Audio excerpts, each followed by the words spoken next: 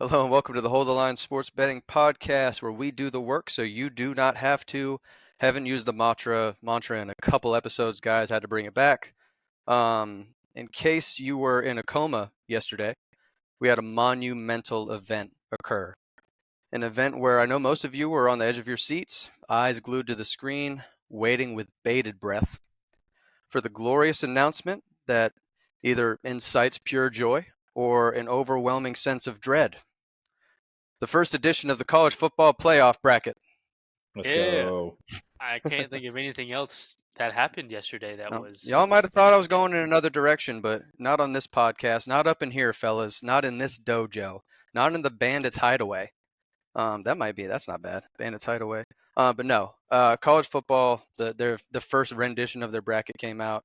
I think we'll kind of spend some time going into that, comparing some notes. We updated our own brackets, so we'll see kind of where the discrepancies are. Um, That'll be part of the plan for today. We'll also recap week 10, go into a preview for week 11, go, teams of the week, dog of the week, disappointment, all the baked beans, all the great segments that you guys know and love. At this point, we got a jam-packed schedule. Are you guys ready to get started? Yeah, do Let's it. do it. Yes. Let's break it down. Let's start with the games of the week. Recap for week 10. Brandon. Yeah, we're going to head to the ACC matchup of the week, which was Pittsburgh at SMU. SMU with an absolute outstanding showing. Slowly becoming a powerhouse in this college football league, and they take the W 48-25. I don't know if a lot of people saw that coming. I don't even think we saw that coming. I know I had the under, and it was nowhere close to the under. So you hate to take an L, but we do there. We're going to move on to Georgia, Florida. Good, clean, old fashioned hate. Questions surrounding Georgia's offense, injuries to Florida players. This game was, close for a while, and then typical Georgia started to run away with it towards the end of it. Props to Florida for playing hard. Sucks that their quarterback went down. Never want to, win a game that way. Being a Georgia fan, it kind of hurts a little bit that they weren't 100%. So, but Georgia nonetheless 34-20 in the neutral site down there in Jacksonville, and we head to what I thought could have been a better game of the week. Like, it should have been one of the games of the year. I think there was a lot on the line. Ohio State versus Penn State, a little bit of a sleeper to me. I don't know about most of you guys or your feelings about it, but nonetheless, Ohio State takes the W 20-13. Interesting that Penn State didn't drop further down in the rankings. They are still at 6, I believe. So I guess they played hard enough for the committee to take that into consideration and leave them really hanging around the top 5. But nonetheless, Ohio State, after losing to Oregon a couple weeks ago, takes out another powerhouse in the Big Ten. Impressive victory. I think this was a fun week to watch, boys. I mean, I know there wasn't like top to bottom games that were just like massive as far as like the grand scheme of college football goes this year, but I think we picked good games of the week. I think they delivered for the most part, and I think some, top to bottom, the games were exciting to watch. So good for college football. It just keeps getting better every week. I'm excited for week 11 as we move forward.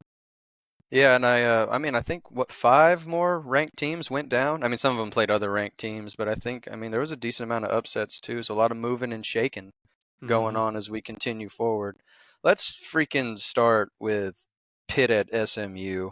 I've got some thoughts, if you guys don't mind. I'll go first if you want me to get my thoughts, and you just go Go on a ahead. tangent Yeah, let me for an I'll hour. tear it up after that. Go ahead. Well, my play was under 26.5. It was pacing phenomenal. And then all of Yeah. a sudden, they're at 25 points. I'm like, what the heck just happened? And I was sweating. Um, and I assume Cam will probably say this as well, but the thing that won SMU the game was they had 0 turnovers. So that's all I got. Yeah. Go ahead, Cam. Go for Do an you, do hour. you want me to go fast before you? Go ahead. Yeah, hey, Yeah, whoever. yeah, yeah. Whoever. Honestly, It's let me and Brandon fine. go. It's Let me and fine. Brandon go. Then you can take the rest. All right. Um, That's fine. it I kind of asked a question like, was Pitt's defense ever that good? Like, did they ever face elite offense? Like, I mean, they were non-existent in this game, and then you see what they did to Syracuse the week before. So, I mean, that's just a question I got to ask. Like, is Pitt's defense even as legit as we thought it was? But they got their butts handed to them. Brandon? I don't have much to say. I took the over total in the game, and I guess SMU is like that. I don't know. I guess they're like that. So I'm gonna.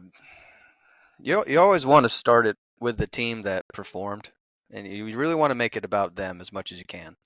I thoroughly believe, at the end of the day, like the game probably would have been closer facing another opponent, but I legitimately think the way that SMU came out and played, they could have faced anybody on the planet and won the game. That was the absolute best brand of football. They've played good football. They had a great game against TCU. Like they had a really good string of games before they had their bye week. So they kind of came out, and that was the version of SMU. If that version shows up on any given day, they will be extremely tough to beat. That being said, the literal thing that I was like fearful for happened in the game in terms of what would have or what should have gone against SMU. Kevin Jennings scrambled 0 times.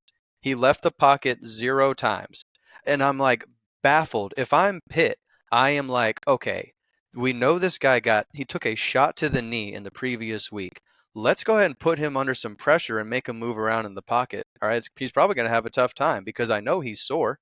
He definitely hurts. There was 0 pressure on the quarterback. And Kevin Jennings literally played pocket passer for the entire game and dominated as a pocket passer because he had all day to do whatever he wanted, it's just poor game planning. Like even if you get burnt deep, like he makes a play on you, like that's fine. But the fact that you can't get in his face like a single time and you just let him pick you apart for 4 quarters is asinine. I cannot understand the game planning behind that. So that's number one. Like he was clearly limited. He did not want to run.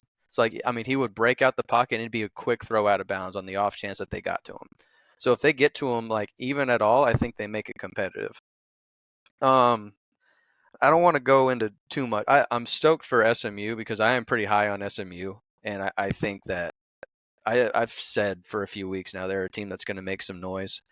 The other part of it is that's just kind of like, if I'm Pitt though, like I watched SMU the last 2 weeks turn the ball over 10 times in 2 games, and obviously still whoop Stanford because they're not good, but barely skate by against Duke. And if I see that game, I'm like, oh yeah, we forced some turnovers like we did against Syracuse. We've got this. No pressure on the quarterback. No one wanted to make a play on defense. They did not come to play. They were ill-equipped for that game, and they are fraudulent. Pittsburgh is a fraudulent organization. They do not belong anywhere near the top 25. Nowhere near it. They're Missouri. They're Missouri of the ACC from now on going forward. I'm done. Move on to game number 2. We got Florida. I'm done. Florida and Georgia. Brandon, go ahead and start us off with that one. Yeah, I think I need to first address all the George fans out there calling for Carson Beck's head. Now, that's not to be said that, he has 11 interceptions this season. That was, I think, just really bad decision making on his part in this game. And I think going back and I watched the film this week, he has 11 interceptions. I think 3 of them are like I think there's 2 that are tipped passes at the line that have been intercepted, and At least one. I think 3 of them are clearly the receiver's fault. One of them, like the best example I can give, is the Colby Young interception that happened at Alabama. That was like watching the film. It's a clear design play for that ball to be thrown to the front pylon, not the back pylon. Colby Young being a 6'4" wide receiver, he's got to know that ball's going back shoulder. He's got to put his foot in the ground and go make a play, especially on a true freshman corner. So, like that type of stuff's clearly on the receiver. Like those situations, I see Carson Beck throwing good, accurate footballs. This Florida game, on the other hand, where he threw 3 of them, all of them bad decisions. And most of them he had time. Like it wasn't like, they weren't protecting him very well. They were just very poor decisions. But, with that being said, I don't think there's anybody in that locker room that gives Georgia a better chance to go win football games. Just because Carson Beck has the experience.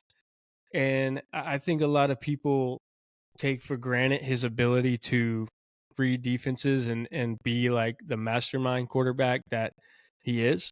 And, a lot of people also forget this dude's, I think that was his 22nd start ever in college football. So, I mean, I still think he gives us the best chance to win. Good news is defense is still outstanding. Gave up 20 points. I know it's 20 points, but when your offense turns the ball over three times, I mean, it is what it is. You're probably going to give up some short yardage touchdowns, stuff like that. But to run away with that game in the fourth quarter, I'm still pretty proud of how we played, given that we turned the ball over so much. So, I mean, I think it's a good aspect of damage control, and I like this game because it tests them again. You know what I mean? So, you're not going to win a national championship if you never get tested all season until the playoffs. They've been tested week in, week out, I think, through the last couple of weeks, and to come out with some wins on top of that is good news. A couple things from me. I'm bummed that Lagway got hurt. Like I really, Yeah. just for football's sake, It like sucks. I want to see what happens if he plays a full 4 quarters. Because you guys, Florida's in that thing. It was a great football game. And Georgia's a little bit on their heels, but you could feel it like you could feel the wind kind of like leave their sails. Like the stadium got quiet. Like the whole atmosphere changed when he went down.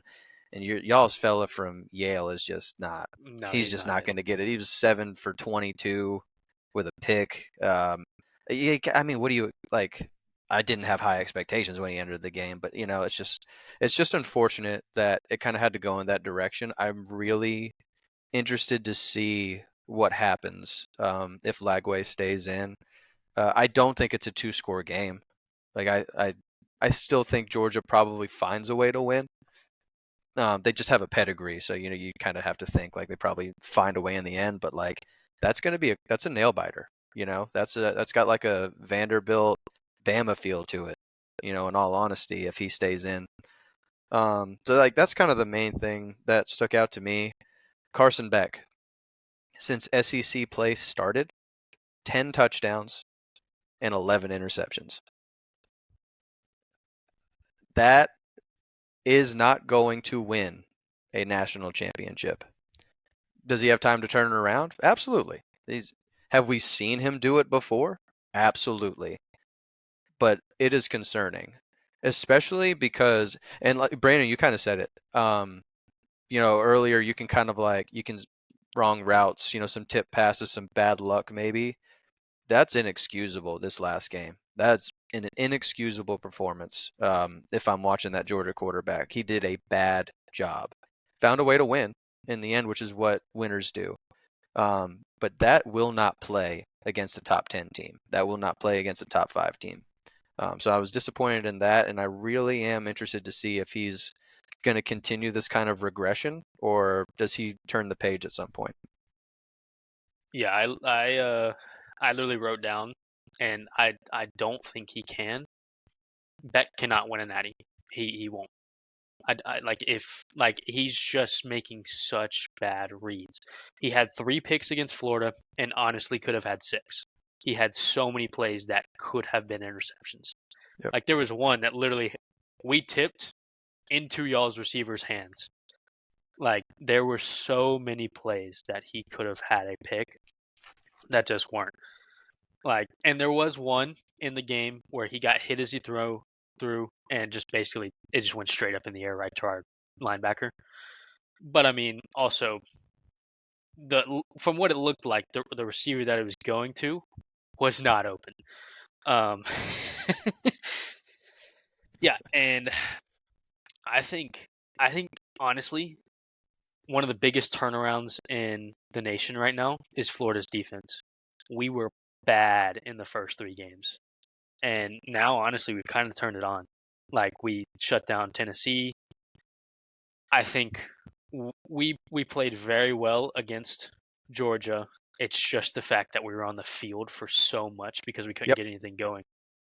Like, and I have a little thing. So Beck, probably the top 4 defenses he's played: Clemson, Texas, Bama, and Florida. He has 9 interceptions against those teams. Like, if he faces a good defense, he's going to throw 2. Basically, is what they're saying. See, everybody does forget though, the dude still threw for 300 yards and had 2 touchdowns.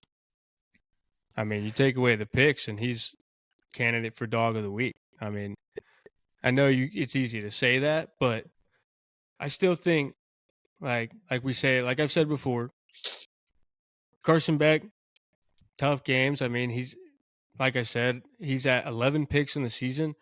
Realistically, with just less mistakes on both ends, he could really be at like 5 or 6 with 17 touchdowns, and that's a great year. I mean, that's a really serviceable quarterback for a top 5 team, especially having to play tough defenses week in, week out.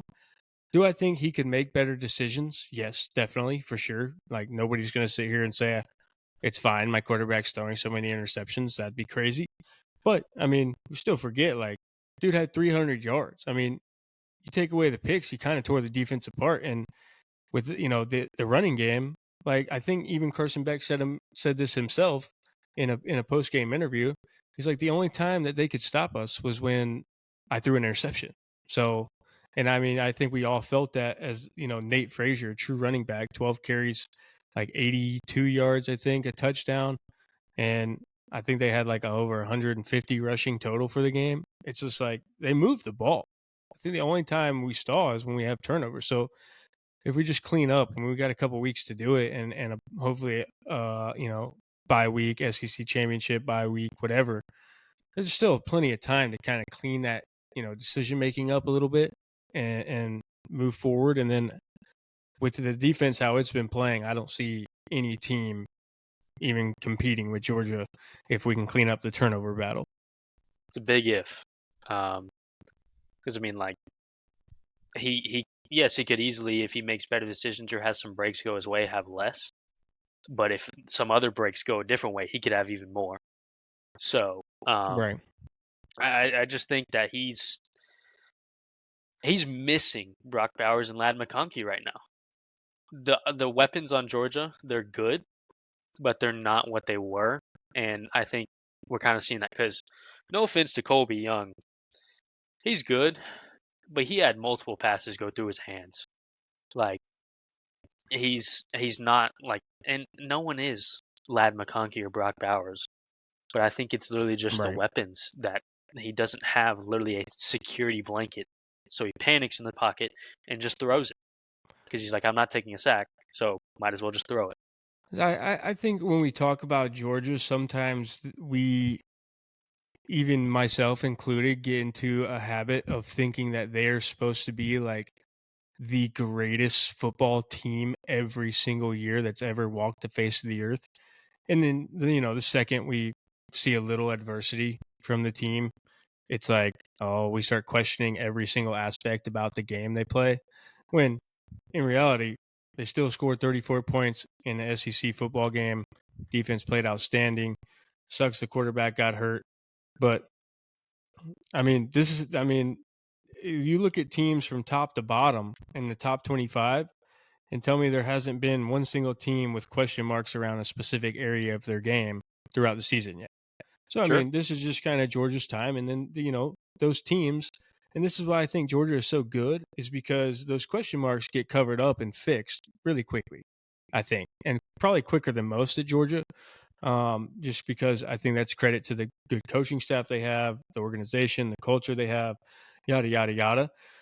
But like, you see other teams, like, it's tough to pick an example right now, but it's just like if another team is having struggles at, say, quarterback, say the defense is bad, it tends to lag and lag and lag, and then bites them later on down the season when it matters most. So this will be kind of, the turning point, I think, for Carson Beck. If he can turn it around, I'm sticking to my theory of there's nobody that's better than Georgia, even this year. If he still continues to throw picks, the defense is going to have to play out of their mind every week, which is a tough ask anyway. So it's going to be tough, and hopefully that, if he doesn't turn it around, he doesn't make mistakes in crucial points of football games. So, Yeah, I think Georgia has done well, like with their problems, fixing them. It's just the most important one hasn't been fixed, and it's been going on since the Bama game. That's the one thing. See, it can go, like, I still think Georgia is still, like, living and breathing proof that a defense can take you to a championship and win you a championship.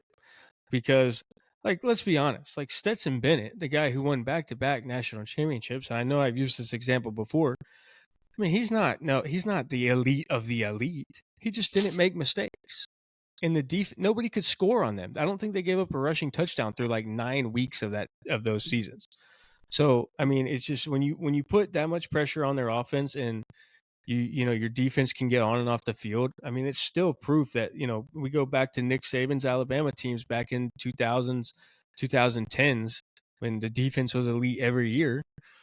And, like, I think Nate will agree with me. There was times when Alabama didn't have the most elite quarterback, and I don't think they did last year or they do this year.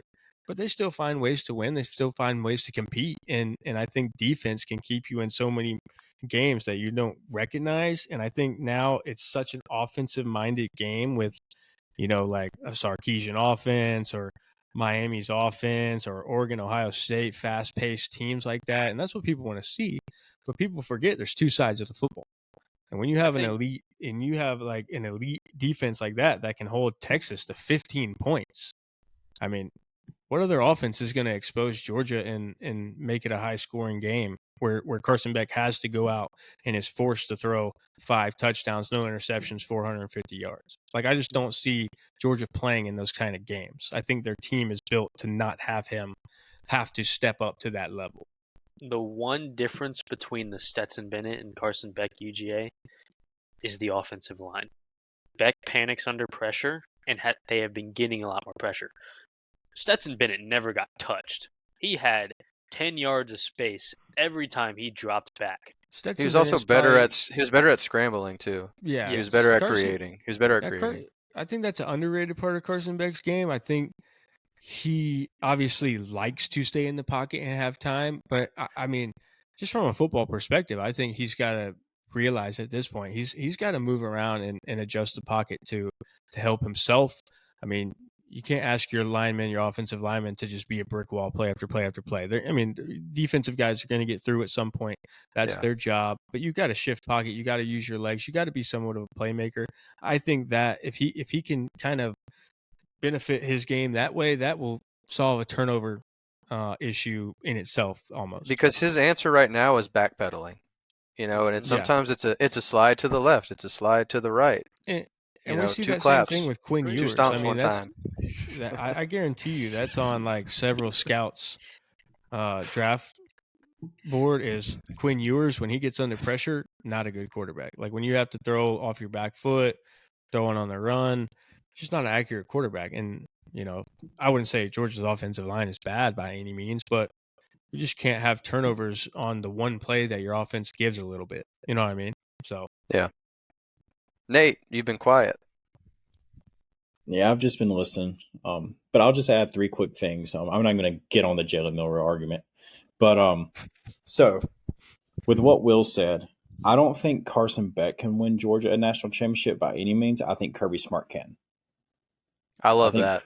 I think Kirby Smart can. I believe in that, man. I mean, somehow. And the only reason I say that is no matter what kind of game Georgia gets in, it always, like, dude, they were getting just beat below the ground by Alabama. I could have said a lot worse things about that, but they were just getting beat in the ground. They come out second half, and it's, before you know it's a 0-0 ball game. Yep. And that happens a lot. Like this past weekend, I told y'all, and I don't know if y'all want to go back and listen, I said Florida will be up or tied at the half. Georgia will come back late in the game and win by a couple touchdowns. This They did. happened. He did. He said exactly that. I picked them to cover plus 16.5, and it hit, obviously. So and that's just how they play ball. Like, I think, like, even if they face Oregon, like, I mean, I don't know if that's a great matchup for Georgia, but at the end of the day, kind of like Brandon said, like, a good defense, like I said about A&M against LSU, a good defense can still beat a good offense. I think Nate's 100% correct. And like, let's not say that Georgia doesn't have the talent. Like, they have the talent top to bottom. I mean, any of their guys starting right now would go start at any other school. Are there guys better out there? For sure. But like, as far as like a motivational head coach standpoint, like, Georgia is the epitome of they're going to show up for every single second, every single snap of that football game. And I don't think a lot of teams out there are willing to do that. Like, they're not willing to answer the bell of, hey, you got to come for 4 quarters of relentless just dogfight.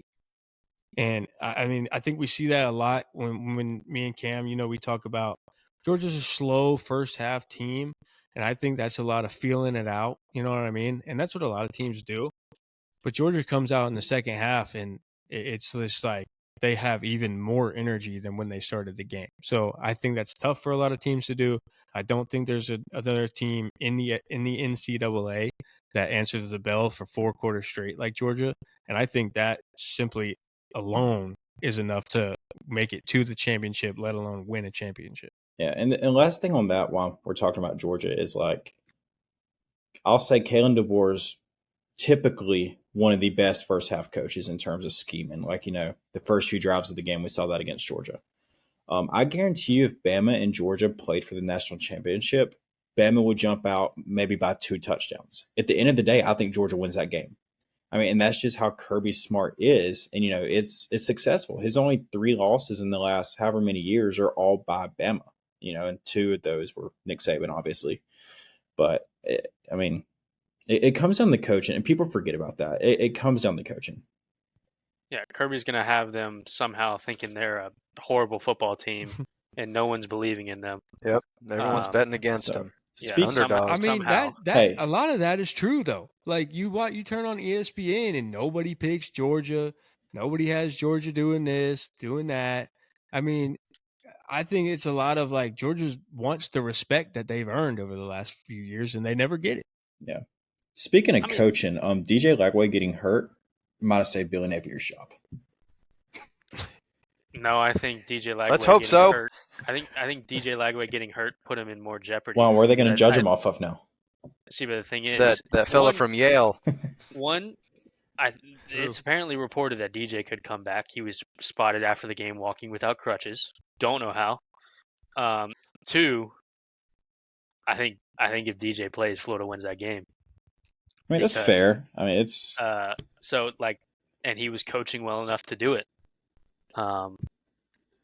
Now, do I think he's some godsend? No, but he's going to stay here until 2025. Sadly, I mean, we can all sit here and say this could have happened, that could have happened. At the end of the day, like, I think Florida could have won that game, but then again, like I said, Kirby Smart. I think Florida could have not easily, but definitely held on. But it's the one thing with me is the defense is off the field a lot more, and I think instead of it being 13-6 going into halftime, it's 21-6, 24-6, something like that, because we score off those turnovers, not a 3-and-out, because our quarterback looks like he's throwing a catapult. Yeah. Then the final score is 43-42. Yeah. Probably. All right. We ready to move on to Ohio State, Penn State? The snooze fest. Yeah, this is a heck of a game right here. Will, go ahead and start us off on this one. It was entertaining if you like defense, but not a lot of people like defense. But I do think, Will Howard comes out, throws a pick 6 on his first pass, and then came back like a dog. He played, like, his stats may not show it, but I think he actually played really well. Penn State started hot. They scored 10 points in the game's first 2 possessions. Not even their first 2 possessions. It was 10-0. Then they scored 3 points the rest of the game. Drew Allen looked mobile, but immobile at the same time. And I mean, it came down to Penn State was on the one, and OSU got a goal line stand at the end of the game, and then Ohio State goes on a very impressive put-away drive. 11 plays, 58 yards, 5 minutes taken off the clock. It was very, like, if Ohio State plays like that, I think they can legitimately beat any team in the country. This was a game with two head coaches with the worst records against in big time games. Something had to give. Yeah. I mean, I was correct in the fact that Ohio State wins a close game.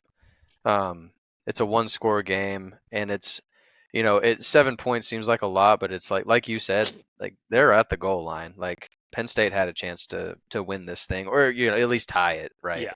And I also thought for the first, I don't know, 2.5 quarters, I thought Ohio State looked pretty vulnerable. I really don't. There wasn't like a clear cut, like this team's better than the other team. Like you could see some openings where Penn State, I mean, I really think they could have won this game by a touchdown instead of losing it by a touchdown. A couple things go their way. Ohio State as a whole, like play by play did not impress me as a quality football team, but where they did impress me is good teams find ways to win. And good teams are going to win ugly games. Good teams are going to win blowouts sometimes, but like the good teams, they find a way. Ohio State brought like their C game to this. I equate it to like starting pitcher goes out and maybe he's got one thing working, but maybe command's a little off. Like, and he's got to grind his way through 6 innings and give his team a chance to win. Like that's kind of what Ohio State had here is they had to grind their way through and find a way to put this one away. And you see it in a goal line stand like that against a team that, against anyone else almost, I think Penn State finds a way to score. Yeah. But I think Ohio State just wanted it. I just think the want to was there, and I think that was the difference. Is another game where Ohio State can't afford to lose, right? Penn State can afford to lose, and I said that I said this last week. It was like Penn State can afford to lose this game and still probably be in the playoff. Ohio State cannot. They're a two-loss team at that point in a dogfight of a race, especially in the Big Ten.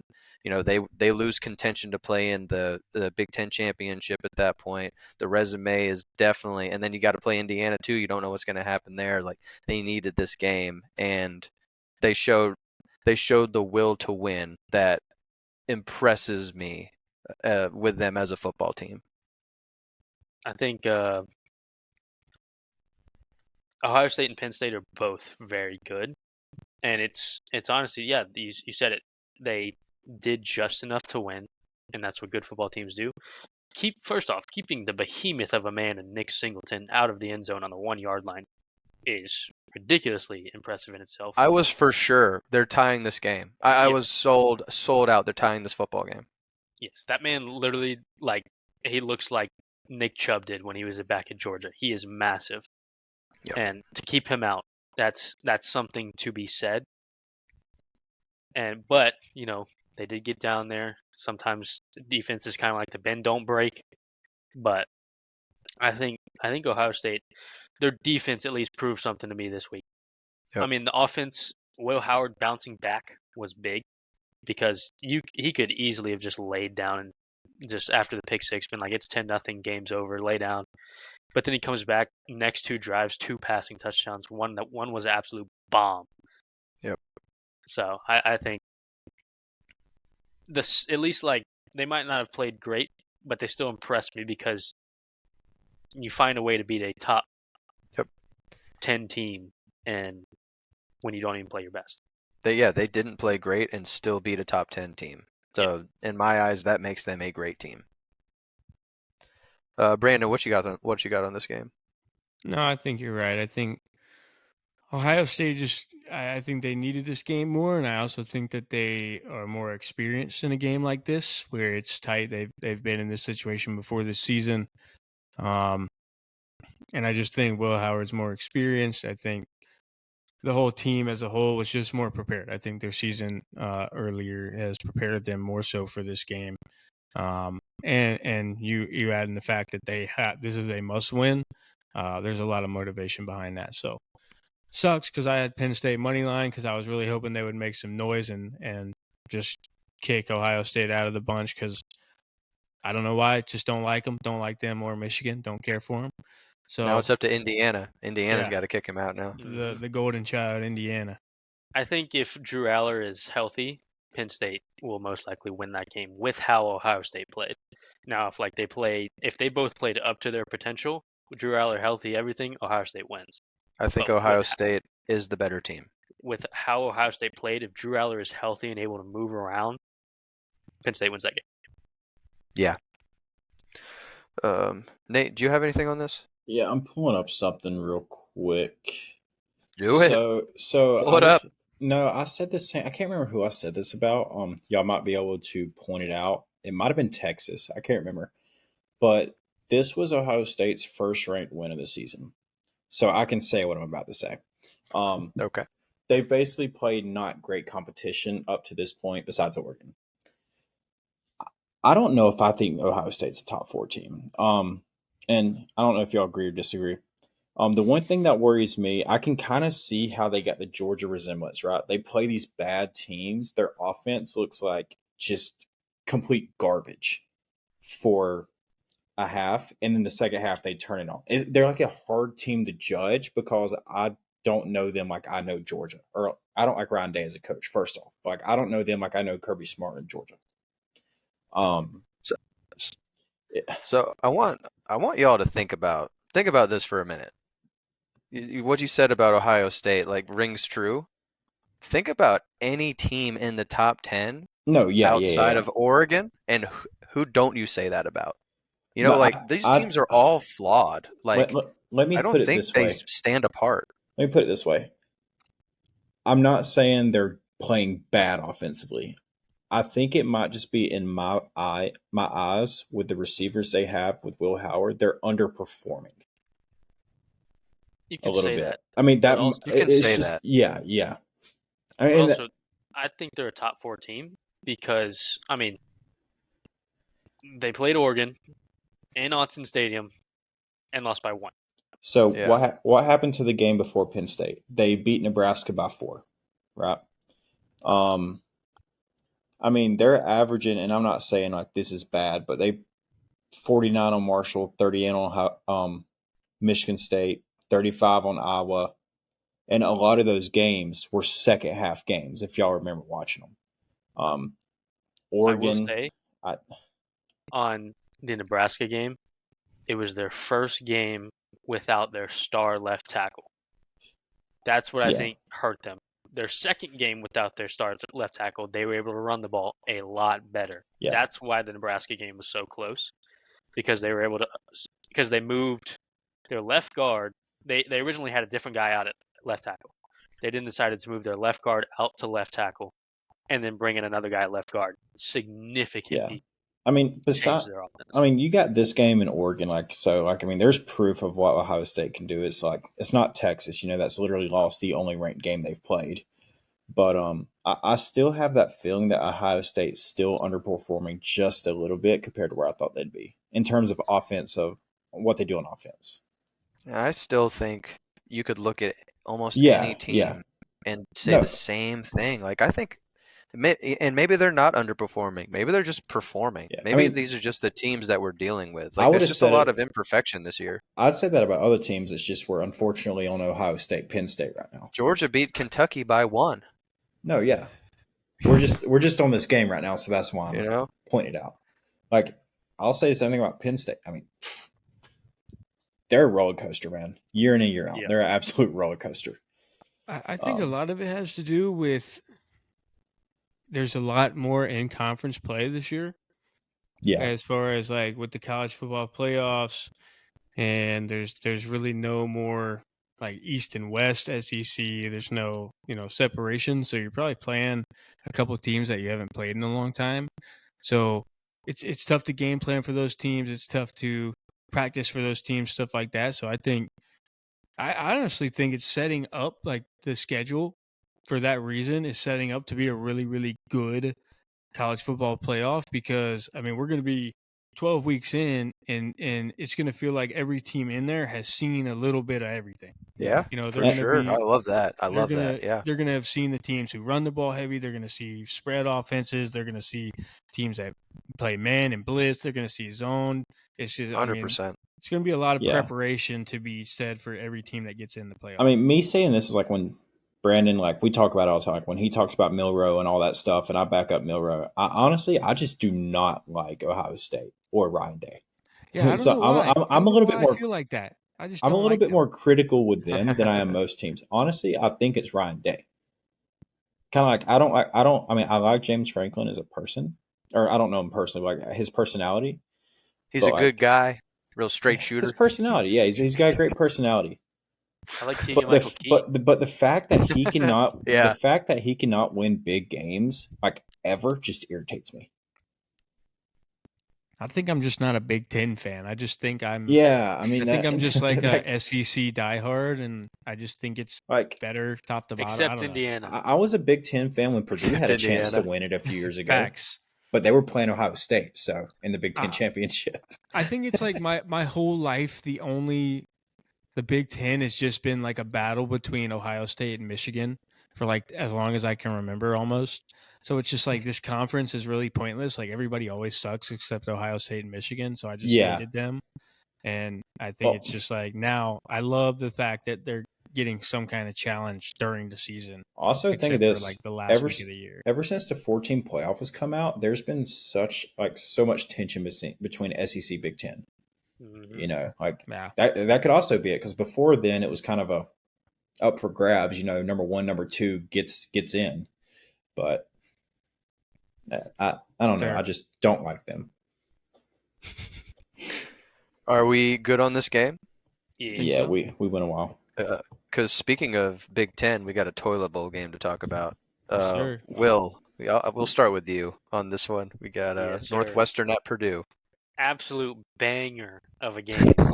Going Went to into OT. overtime.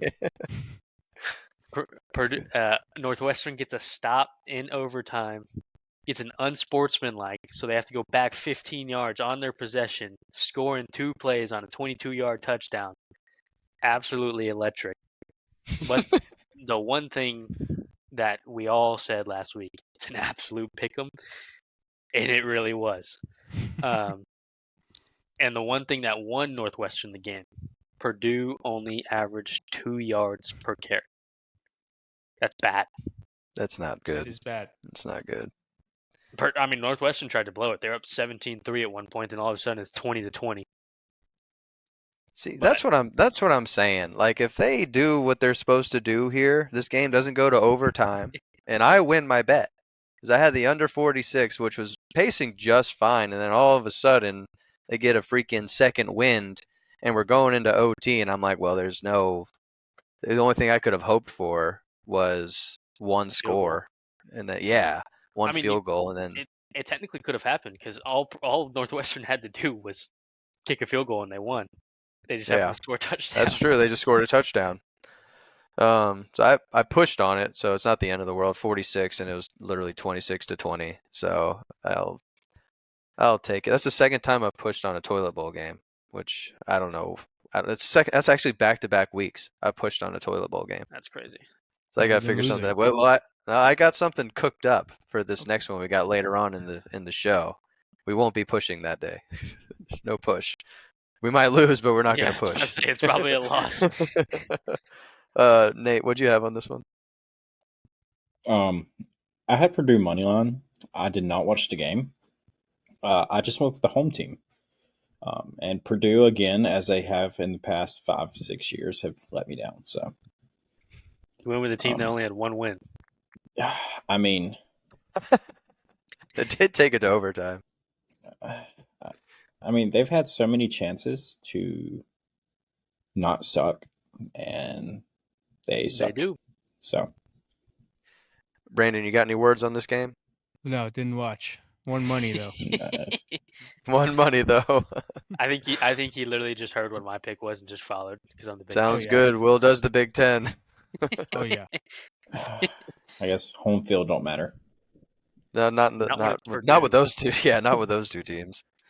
Let's go to individual plays. We will start with Nate, who finally fell back down to earth. I'd love for you to talk about it.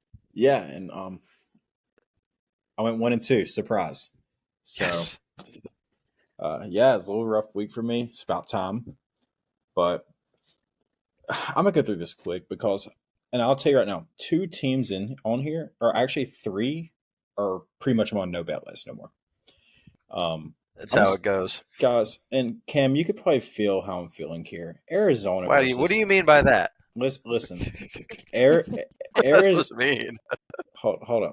Arizona versus UCF. You've heard me talk about them in the past weeks. Yeah. UCF is awful the past 4 weeks. Arizona fired their DC. Yeah. Arizona is not great, but they're hanging in there a little bit. I had Arizona +6, and there's a 6 in there. They got blown out by UCF, which had one of the worst productive defenses, offensives, every side of the ball for the past 4 to 5 weeks, dude. I think it was like 56-3. I don't even. They had 10. I know that. Yeah, I don't even care anymore. Nice. UCF and Arizona have no reason to ever be on anybody's bet list unless it might be an over going forward. Like, or when you take Florida money line against them. True. Dude, that's when they were hot. Like, they were playing great football. That's when KJ Jefferson was the quarterback. Score? Hey, also, It was 56-12. Yeah. Jesus. That was a big plus money play, though, Will. That's the only reason I took it. Yeah, I'm over that game. Arizona State versus Oklahoma State. I'll continue to say this. Oklahoma State is not a good team whatsoever. I took Arizona State -3, and that pretty easily hit after that delay was over. They're still playing good football over there. This good old Sun Devils. And then now I'll bounce over to TCU Baylor. Guys, listen.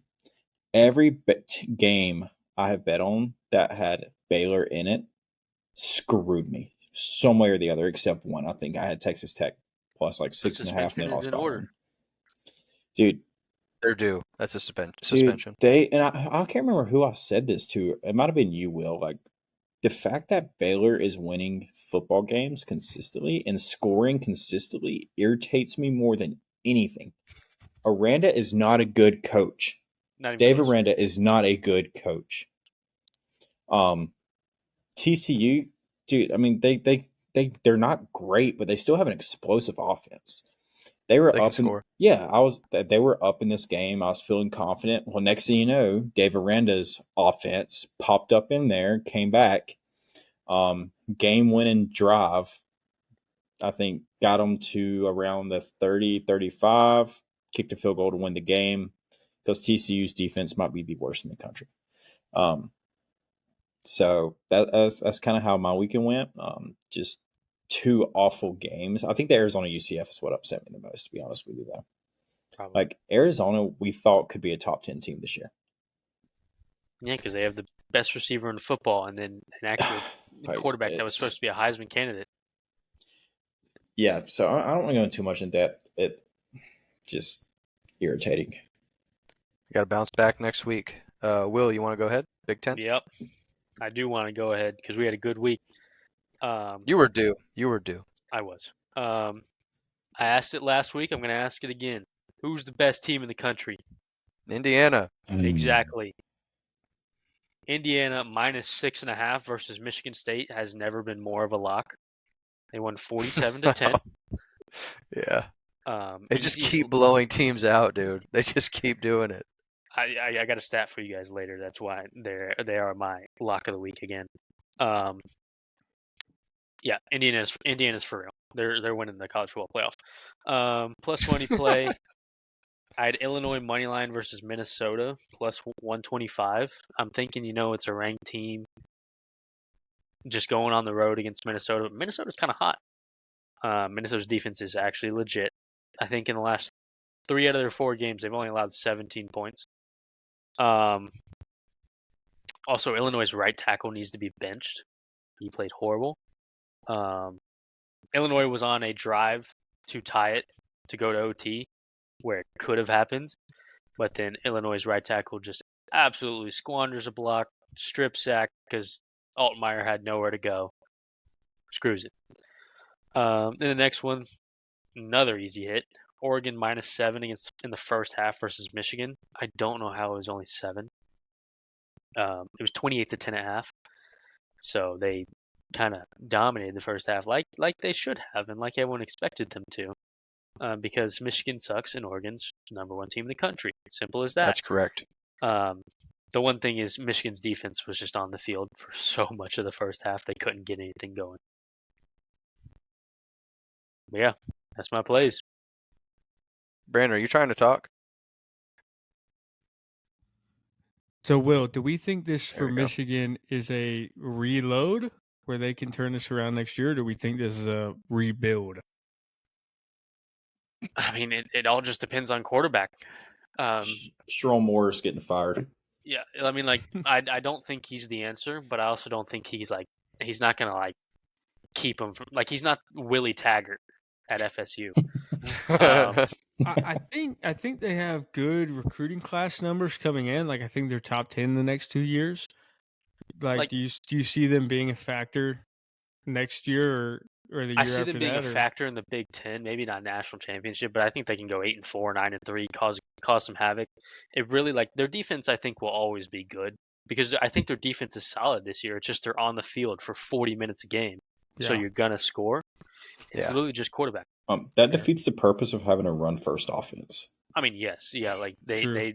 they do 3 and out or get 1 first down, give the ball back, and then it's pretty bad. I Yeah. think, like I said earlier, how it's like almost a forgotten thing nowadays where defenses can win championships. I think what is a thing of the past is like one-dimensional run the ball only offenses. I think nowadays in college football, you got to be able to do a little bit of everything. You got to In be able football to in do There's like- general, There's like 3 teams that can sort of get away with it. it's Yeah. football in have- general. Yeah. And I think if you do one thing like on offense, it's got to be like pass. You know what I mean? Mhm. Nowadays, for sure.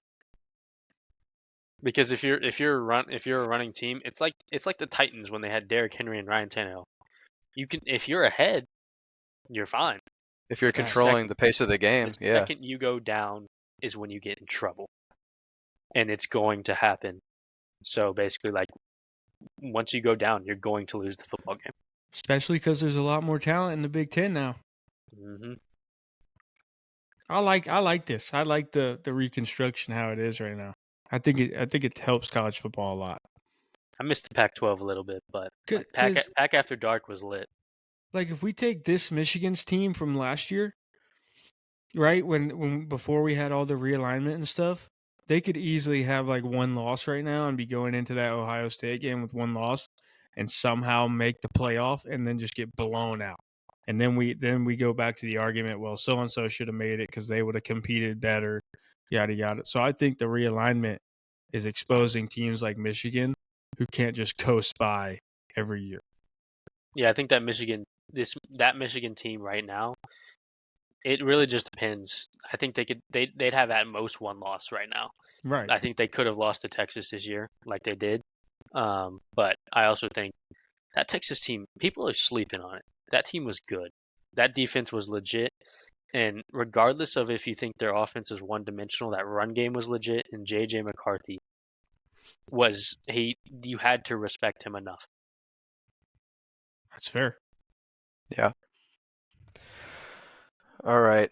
You done? Yeah. All right. I'll do ACC. I went 1 and 2. None of these were bad, honestly. Like I was within a score, for the most part. This Virginia Tech Syracuse one was at under 54.5. It went to overtime, so like you're gonna get screwed anytime a game is like pacing in that direction. First half it looked great. My main concern was Kyle McCord and his ability to bounce back after throwing 5 picks and 3 pick sixes against Pitt. It took a half of football and a little bit of change, but that second half, he really came out, and it was the Kyle McCord that we had seen throughout most of the season.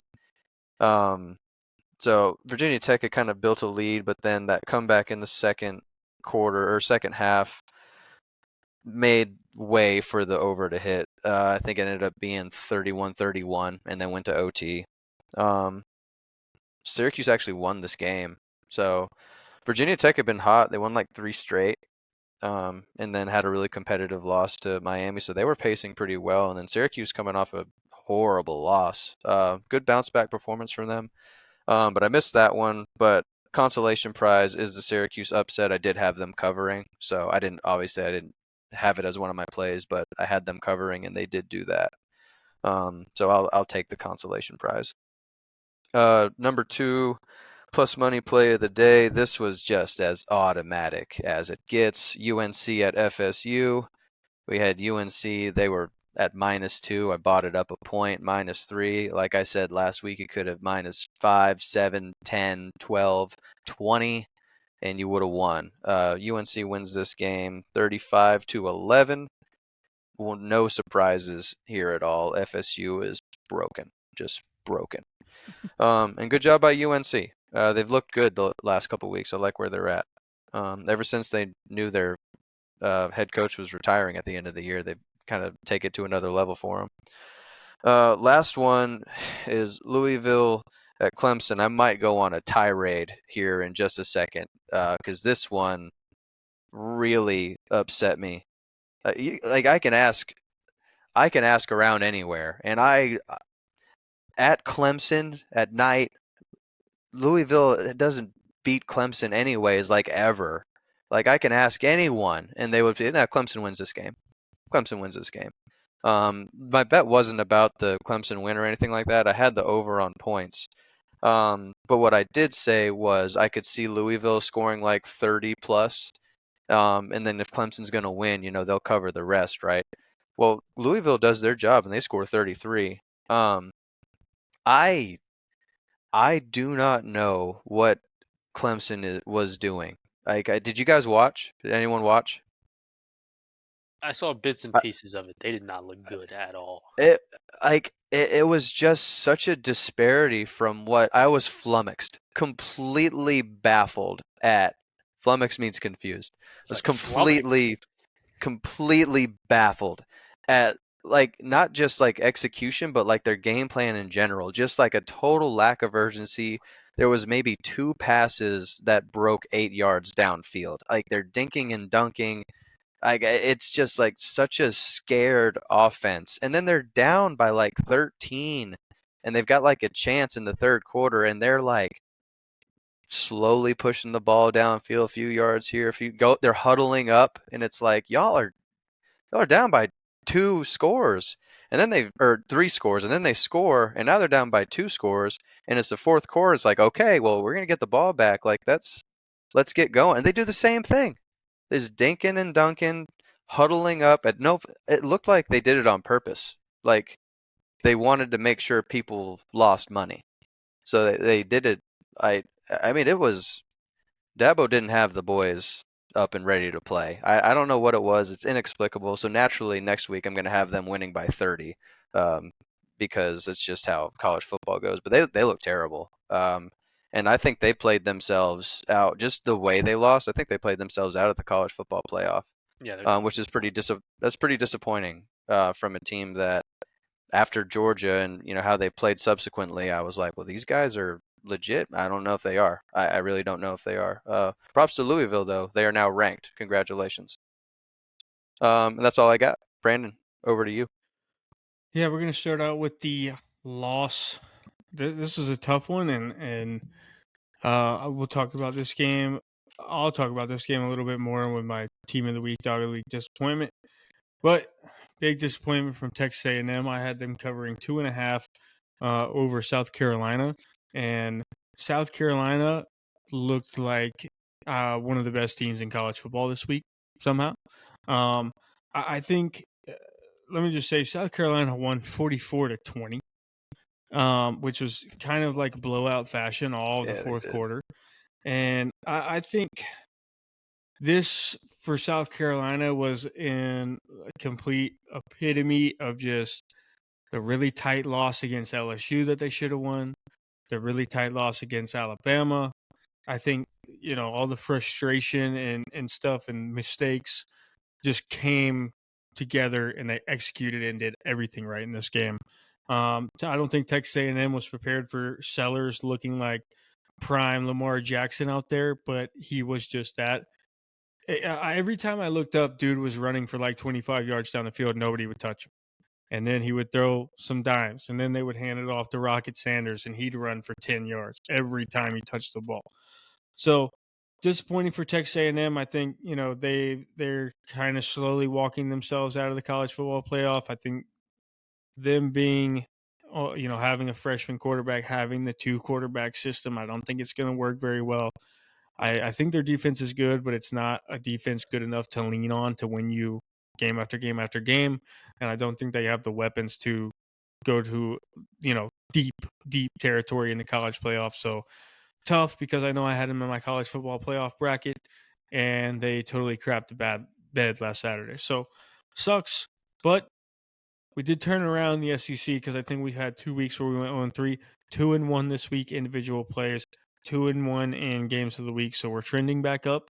And this was free money, I thought. I don't know if the sports books have been watching Vanderbilt play and watching the noise they've been making in college football, but they were a plus 225 underdog against Auburn. And I don't think the sports betting sites have been watching Auburn play either because they are trash. This game was really slow. If you liked watching guys punt the football, like if you're like Pat McAfee and just like punters and kickers and stuff like that, there was 18 punts in this game Oh combined my between the God. teams. So I think Vandy won 17-7. So really slow game. Auburn only turned the football over one time. They actually played decent. They just couldn't sustain drives. Like they couldn't keep it going. Peyton Thorne, I think he had 200 something yards. They ran the ball kind of okay, but Vandy just flat out talented them. They were just the better football team, which we haven't been able to say about a Vanderbilt team in like 20 years. So super cool that they beat Auburn. But yeah, super big plus money play there. And then we take it to the other win, which was an absolute sweat. And it was the Tennessee and Kentucky over 45.5. Final score was 28-18. That is 46 points. And it's solely because Kentucky went for two in the fourth quarter because they had to, because they were down by a lot. So they were thinking, if we get this to 10 points, we can onside kick, get a touchdown, get a field goal, yada, yada. So they go for two, they get to 18, and we get the 46, which is over 45.5 W. Count it. No Love those suspension, wins, no those half suspension point in order wins. for Kentucky.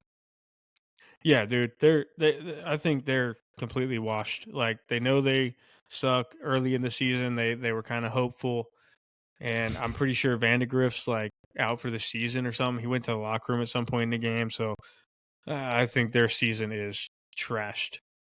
They are who we thought they were. Mm-hmm. All right, you guys want to check out the updated standings? Let's do it. Oops. Screen. All right, here you go, fellas. Can you see that? Yep. All right, so go Uh-oh, straight to Nate. the bottom. Yeah, so you just skip me because there's actually three guys who are like good at this, and then there's me. So just go to Brandon, Will, and Nate. Brandon 37, 32, and 1. Will 39, 30, and 1.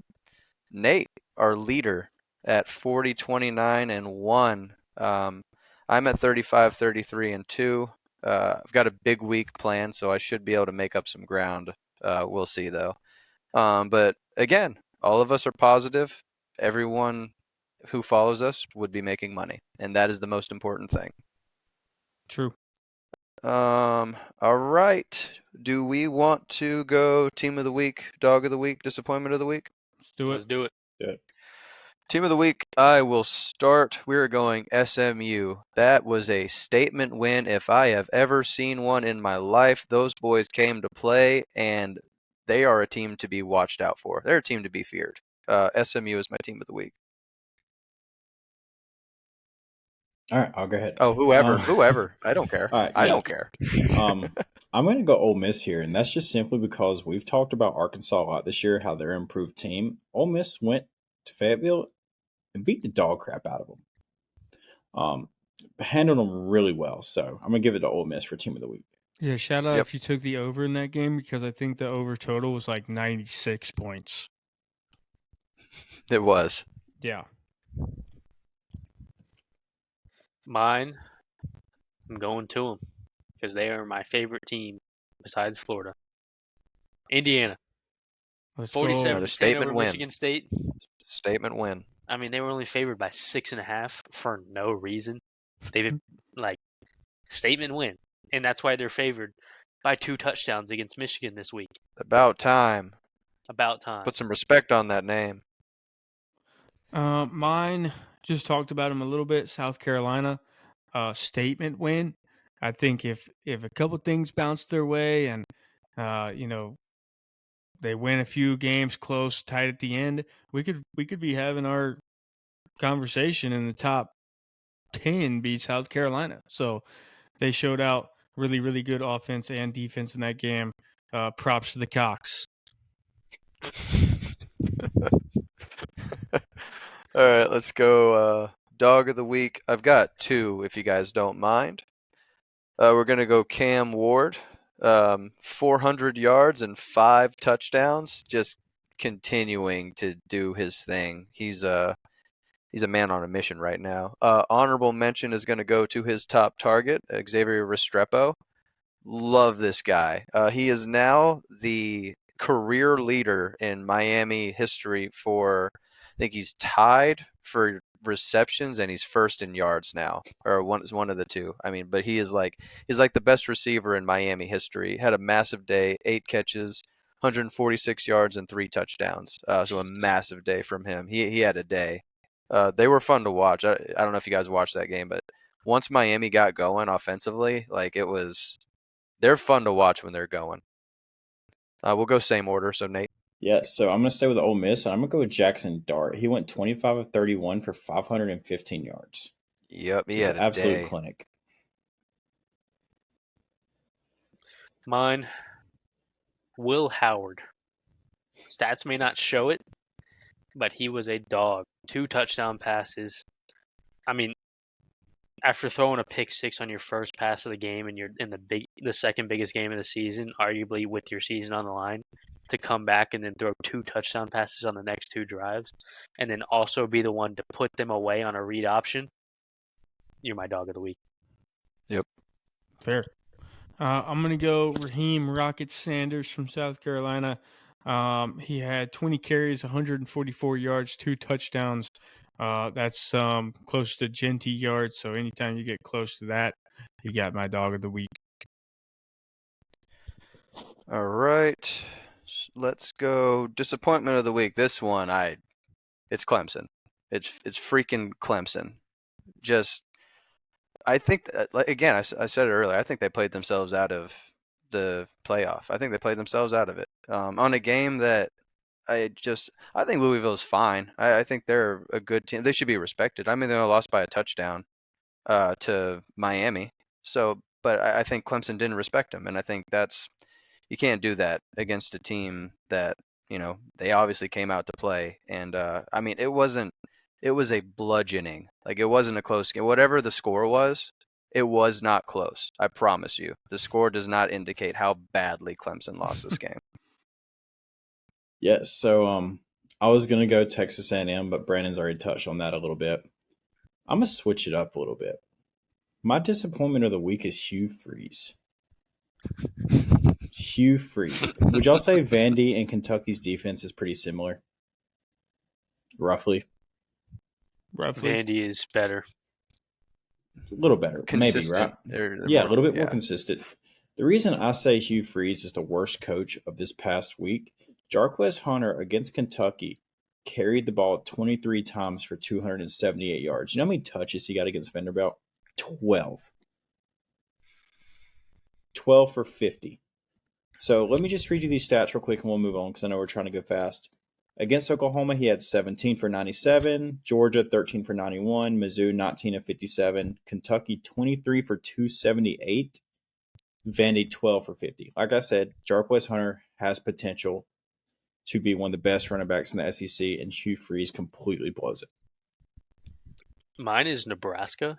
You remember, Brandon, when LSU was playing UCLA? Yes. Remember what you said about them? They are the worst team in college football. Yes. Nebraska just lost to them. Yeah, That's tough. It was bad. After especially only losing to Ohio State by 4, you come out and lay an egg against UCLA, of all people, or of Can't all happen. teams. Like, it just can't happen. They suck. Yeah, I was gonna go. I was gonna say, Texas A&M's on my list as disappointment as well, just because I think 3 of us had them in the college football playoff bracket last week, and now I don't even think that they deserve to be ranked after that performance. When you have that much hype surrounding your team, and then you get blown out by 24 points against the South Carolina team, who is good, but you're supposed to be the better team. That hurts a little bit. It's very disappointing. But I could also say Iowa State, same kind of role with them. I mean, a lot of hype surrounding them. They're making noise in the college football playoff, and then they go out and lose to Texas Tech by, I think, 1 point. So, I mean, that just can't happen. It just can't happen in this point of the season, especially when you're supposed to be trending up into the college football playoff. You don't want to have an upset right now. So, hurts. All right, let's. We're running a touch behind. Let's get into our. We've all updated our college football playoff brackets. So if we want to take a look at those, and we'll talk about the changes that we've made. There were some upsets that Yeah. took place this past weekend, so we had to make some audibles. Here is Nate's. The top is not changed before y'all say a word. All right, so what has changed, Nate? So after the Penn State Ohio State game, I just wanted to see how that went. I did drop Bama down to 8. I got Ohio State at 5, Penn State at 6. I did keep Texas A&M ranked above Texas at 9 because they do have that home field game against them at the end of the season. And True. at this moment, I still think Texas A&M can win that game. I pushed SMU up to number 10. I feel like even if they went out and make the ACC championship, I think even if they lose that in a close battle, that they can still get in the playoff. Especially because the teams behind SMU right now, if I'm not mistaken, is help me out, Will. It's Ole Miss, LSU, Tennessee, Iowa State, Tennessee. They're in there right now, but I think they're going to lose to Georgia. Like I told y'all, because of that Bama win, if they win out, or LSU vice versa, Tennessee drops out. And then Indiana, I have them out right now, just because I solely think Ohio State probably win that game. Boo. Just for now. But I hadn't really made too many changes. Just kind of the 5 to 9 has changed a lot. Yeah, it just looks like you kind of flipped a few teams, but it's largely the same. And then you add SMU in there, which I think is deserved. But and then Bama beats Oregon because of Kalen DeBoer owns Dan Lanning, and then I hate Ohio State. So love just that. 2 valid points there. Yep. And Georgia's still winning the national championship. Nice. Yep. Then we will go to, let's see. This is, I believe, Cam's. Okay. No, this is Brandon. No, this is Brandon's. This is Brandon's. No, it's not. That's Yeah, Cam's. so. That's Cam's because No, he's got it's not. Alabama in there. It is not mine because the wrong team from the ACC is in the. Oh no. That is yours. No, this is mine. This is mine. I was going to say, did you not remember that? Yep, this is mine. You're right. I was looking at the top instead of looking at the quarterfinal one. I forgot they got the bye.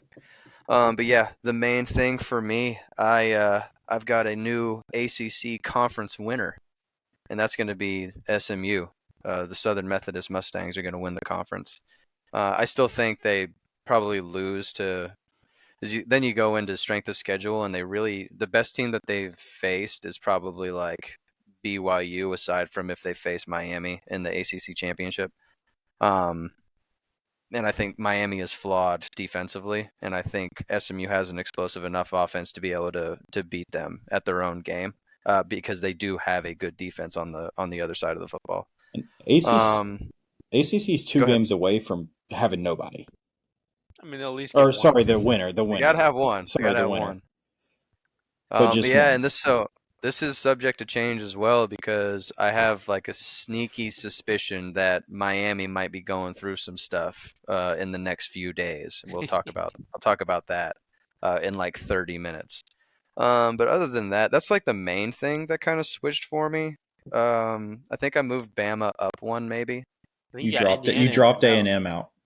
and I dropped A&M out. I'm props to South Carolina, but that just kind of they have quarterback issues. Yeah. I think they've got to figure something out there, and that just they don't have an easy schedule coming up. I think I've really had them beating Texas. Like, I mean, I was sold on it, and then after seeing that, I am nervous for what that quarterback play looks like.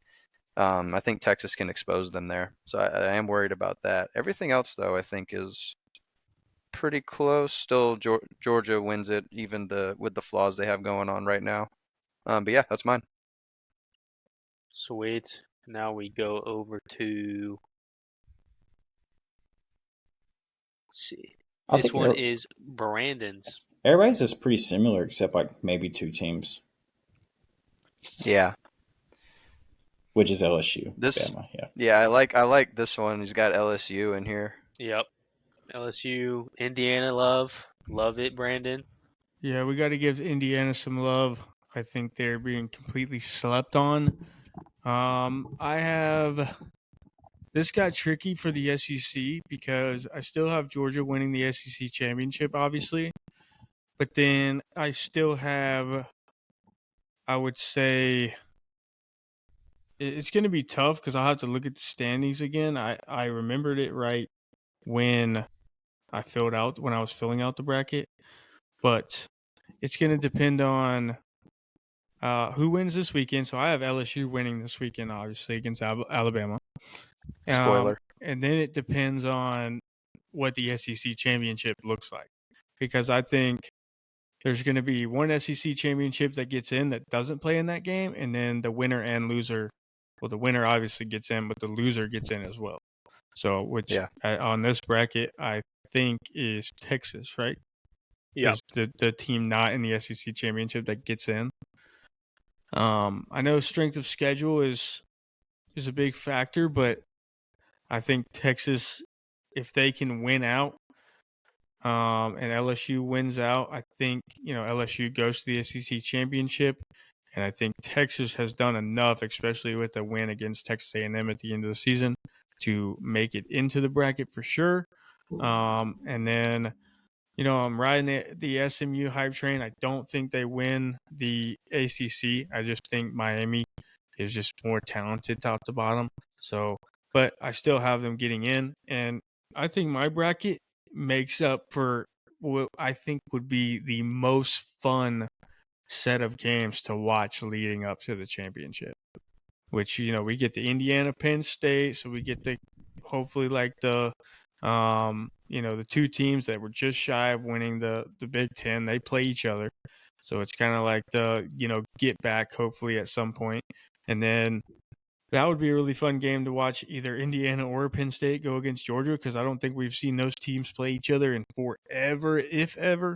So that would be exciting. Those 2 different type of style offense and defenses go against each other. And then you got I think would be an even more fun matchup is Notre Dame versus Ohio State. With, you get, star-studded Riley Leonard, all that. And then the Ohio State that's shown they can be a good team, but they've struggled. Then on the other side of the bracket, you got LSU versus SMU. Tell me that wouldn't be an awesome game to watch with both those offenses, both I would say great defense from SMU, average defense from LSU, but they also play SEC teams every week, so it'd be fun to watch how that plays out. And then I don't know if Texas and Boise State would be that fun, but it'd be cool to see Ashton Genty go against a really, really good defense. And then same thing, you go up the bracket to LSU, Oregon. That would be an awesome game to watch. Miami, Ohio State, another fun one, and Georgia, Indiana. My two favorite teams in NCAA football right now go against each other. That would be electric. But yeah, still have Georgia winning it all. Still have Oregon making it all the way up there. I think they've been the most complete teams, top to bottom, through this point in the season. And that my bracket, I would say, I know I have LSU in there looking forward to Saturday, but I would say my bracket is consistent with right now, how I feel right now, where I know like Nate's is more so based on what he thinks is going to happen down the road. Okay. I like it though. We'll go Those with are mine. fun matchups. I think you do have the most fun matchups. Yeah, that'd be a studded week of just elite Yeah. football games. Yeah. That'd be fire. This one is fun. Oh, the only person with Tennessee in here. Got Tennessee in there. I do think they lose to Georgia, but I think they're 10-2 and they do enough to get in. Indiana LSU would be fun. I think Ohio State Boise would be fun too. People forget Boise pushed Oregon to the limit. True. And then Tennessee Notre Dame would be a huge defensive slugfest, I think. Both elite defenses, and it would be fun. It would be fun for the defensive watcher. Texas Penn State, I think that's a bad matchup for Penn State. I think Texas actually might win that one kind of handily. But I am higher on Texas than most because of, they haven't really been playing that well or played any good teams, but I think I'm higher on Texas than most. Indiana Love obviously beating LSU. Best team in the country. Just slips up against Oregon. Kind of just predict the slip up. I really, really wanted to have Tennessee beat Miami, but I just couldn't do it. But I really wanted it. I think that would actually be a really good game. Tennessee don't have the offense. That's I was the about one to thing. say, I don't know if that offense can do enough. That's the one thing that's the reason I have Miami. But I really wanted Tennessee to win that game, even though I Yeah. hate Tennessee, but I also hate Miami. So, yeah, BYU, I think Ohio State handles them pretty well. And then Georgia, Texas. Georgia wins again because they're Georgia. Texas is for some reason going to be favored, and Kirby Smart's going to have them thinking that they're the worst team in the country, and everyone's saying that. Same thing with Miami. Everyone's going to be like, Cam Ward's going to destroy your defense, and something like that, because Kirby Smart will probably put freaking just a picture of Cam Ward, and that's all he needs to do. So Ohio State. Go ahead, Nate. This whole scenario, none of us has talked about because, we don't think it's really probable, but potentially. What if Tennessee upsets Georgia and then Bama wins out? I mean, I still think Georgia's in. I'm saying you'll have Bama beat Georgia, Tennessee beat Georgia, Tennessee beat Bama. Well, if that's the math, then no, I think they're all three. No, I think they're all three in, but to who's Kennesaw out? State getting in. No. I'm just saying in general, in terms of the three teams, that would be the closest I think of any others. If Tennessee upsets Georgia, and then Bama wins out as well, just basically swap LSU out for Bama, but then the seeding will be mixed up a little bit. Yeah, I just think that'd make it fun. That would make it very fun. Chaos is fun. That's true. It's been fun. Yeah, it's been fun. Okay, I was gonna have us go and look at what they did on ESPN or what the actual college football It's crap bracket anyways. looks like, but we're pressed for time and they're wrong, and one of us is right. So we'll just leave it at that, and we will keep it pushing into week 11 starter preview. Does that sound good? Yep. Sounds good. Brandon, take it away. What are our 3 games of the week?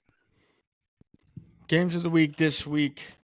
We're going to start off with the Big 12 matchup.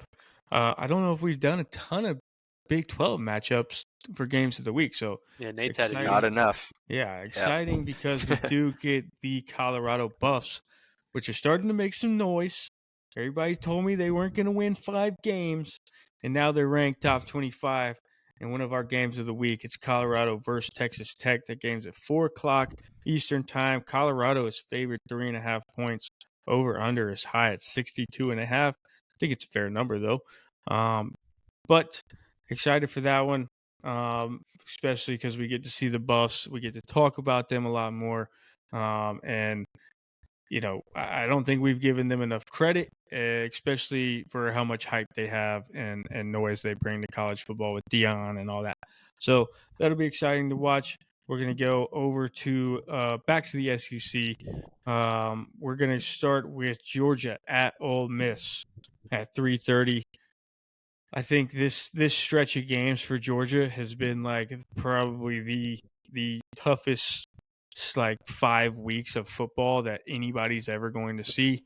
So another banger. We got Georgia favored at 2.5 points. Over unders at 54.5. Another pretty good line, I would say. It's going to be tough to make some picks in both those games we just talked about. But I think the game of the week by far with the most on the line is Alabama at, is it the original Death Valley or is it like the fake Death Valley? It's the best one. Fair. They are at LSU. That game's at prime time, 7:30. Bama with the 3-point favorite. No hook on that. Over unders 58.5. And I feel like, I don't know why, I feel like it's been a while since I've seen like a Bama game or an LSU game at prime time. So I love this matchup every year because as a Georgia fan, I get to kind of window shop, check out the teams from an outside perspective.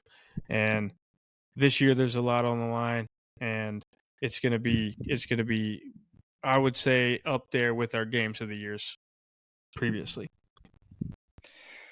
Let's go ahead and start with Colorado at Texas Tech. Nate, we're going to start with you. Awesome. So I was one of the Colorado haters all throughout the off season. I'll be the first one to admit that. The one thing I was still right about, bad defense. But with that being said, so this game I would definitely bet the over if it was at 75. I'll just go ahead and throw this out there right now. All right, just throwing that. So Texas Tech has proven all year that they can score with anybody. The only issue they have is they cannot get stops late in the game. A lot of their games do come down to those high scoring going into the fourth quarter, and then they lose by a touchdown, 14, whatever. In Colorado, their offense has been electric all year. Defense is still not great, but good. I think this is potentially going to be a close game for the first 3 quarters, but like I said, Colorado's defense, I think, is just going to be able to hold up better than Texas Tech. At the end of the day, I mean, I got to take Shador Sanders, even though I hate to admit it. I got to take him to drive the ball late and win this game. So I'm actually going to take them at, I believe it's -3 or -2.5.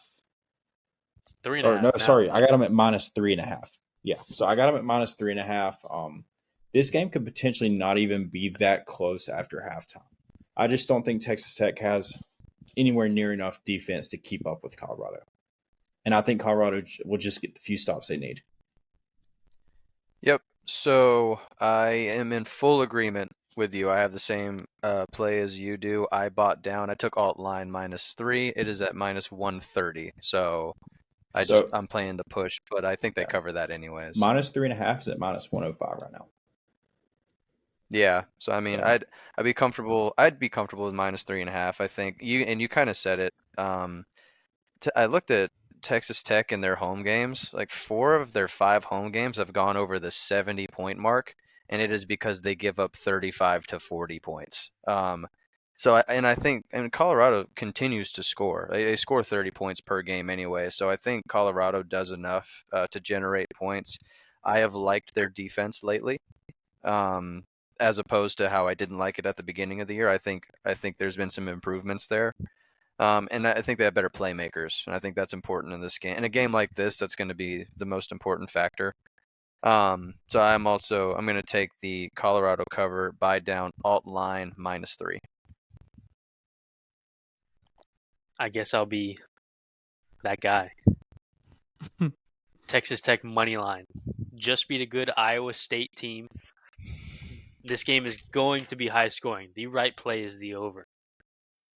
Oh yeah, for sure.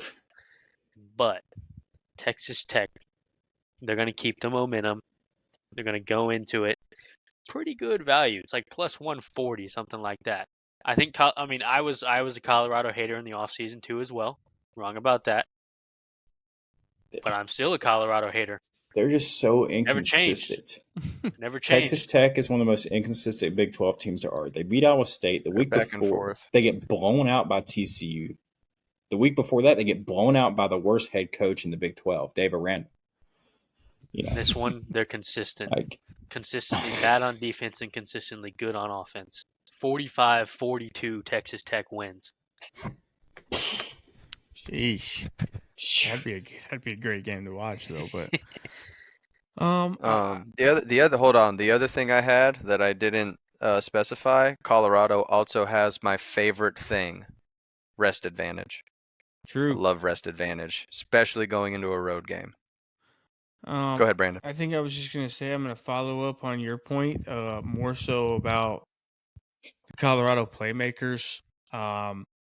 I think this, especially with rest advantage, when you get Shador, Travis Hunter, those guys, and this is like every game they're playing at this point in the season is like their Super Bowl. They need every win. So I think the defense knows that as well. So they've been stepping it up, and I just think they're gonna out athlete Texas Tech. I think one, they have a better team all around, but I just think I think Travis Hunter's going to go off just because he's going to be the best football player on the field. I think Shador's going to have a good day just because he's going to be. I mean, he's has some of the best numbers in college football anywhere. So I just think that's to their advantage. I'm going to go Colorado -3 because there's push potential with 3. So if it goes like Will says it goes and it's close, I'd like to have if there's a game-winning field goal, I want the hook and the push. All right. Anything else on this one before we move on? Let's go. Let's do Georgia and Ole Miss. Sound good? Sounds good. We'll do that one. We'll save the Bama game last. I think that one has the most implications. Yeah. So we'll go Georgia, Ole Miss. Brandon, if you want to start us. Yeah, I mean, we touched on Georgia a good bit. Sucks this game's on the road at Ole Miss, but as we've seen before, Ole Miss is beatable at home. Kentucky beat them at home.